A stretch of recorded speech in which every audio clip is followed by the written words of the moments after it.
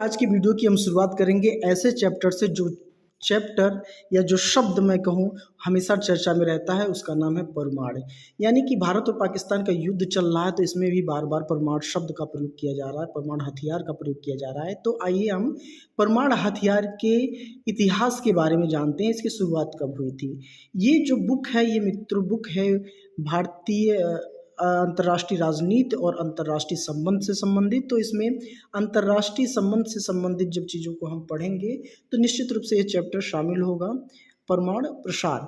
तो हम बात करते हैं 16 जुलाई 1945 को सबसे पहले अमेरिका ने अपने शहर न्यू मैक्सिको और आल्मा गार्डो रेगिस्तान में इसने क्या किया, पहला विश्व का परमाणु परीक्षण किया।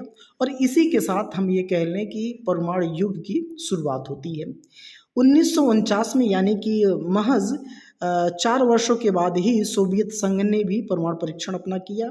1952 में ब्रिटेन ने किया और 1958 में फ्रांस ने और 1964 ने अपने अपने देश में परमाणु परीक्षण करके अमेरिका के साथ वो क्या हो गए, शामिल हो गए, परमाणु बिरादरी में शामिल हो गए अमेरिका के साथ।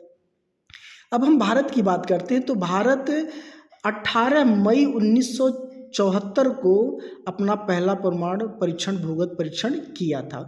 और इसके बाद से ऐसा सिलसिला शुरू हुआ कि दुनिया के हर देश परमाणु संपन्न बनने का सपना देखने लगे और इस घुड़दौड़ में सभी लोग शामिल हो गए।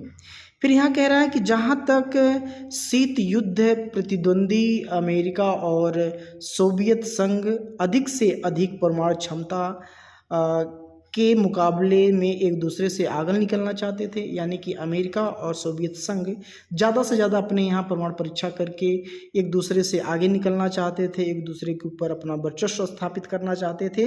वहीं अन्य परमाणु संपन्न राष्ट्र भी इससे पीछे नहीं थे। यानी कि अमेरिका और सोवियत संघ की तो बात ही छोड़ दीजिए, लेकिन इसके अलावा चाहे चीन हो, चाहे फ्रांस हो, चाहे ब्रिटेन हो, ये सभी देश भी परमाणु परीक्षण की होड़ में लगे रहते थे।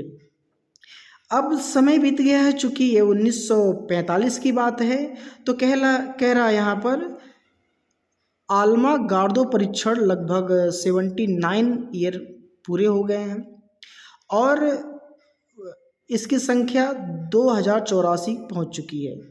1945 से लेकर के अब तक कुल यहाँ पे